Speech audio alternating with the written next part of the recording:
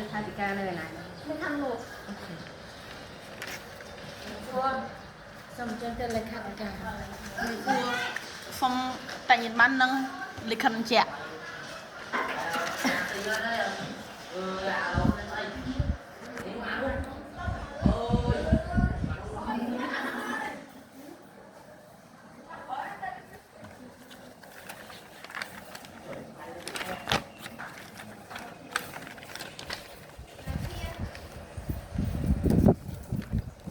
សូមមើលវាដៃ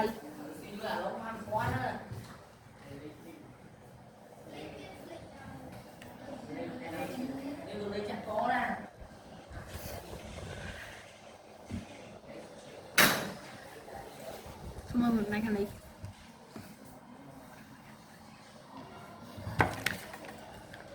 សូមបញ្ជាក់ថ្ងៃក្រោយពេលមានដៃមានពណ៌ដូច្នេះมันអាចចូលបោះឆ្នោតបានទេថ្ងៃក្រោយកាត់ចោលផងបកកាយនេះជួយខាងមុខទៀតឥឡូវឲ្យបងសុំមើល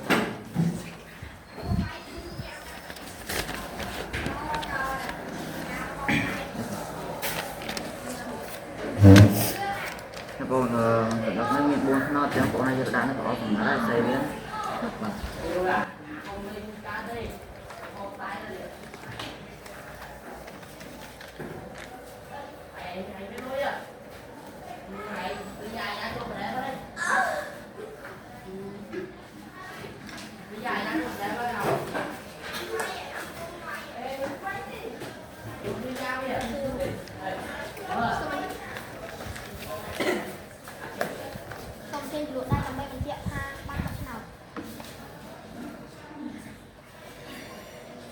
សូមអញ្ជើញ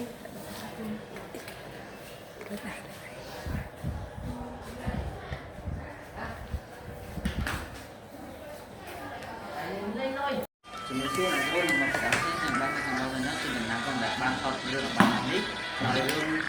បាញ់ដែលយើងបានមើលហ្នឹងគឺជាការឆ្លប់មកចាំសកម្មភាពនៃការបោះឆ្នោតនៅក្នុងសង្គមយើងសពថ្ងៃដែលរលត់ប្ររពដើរតាម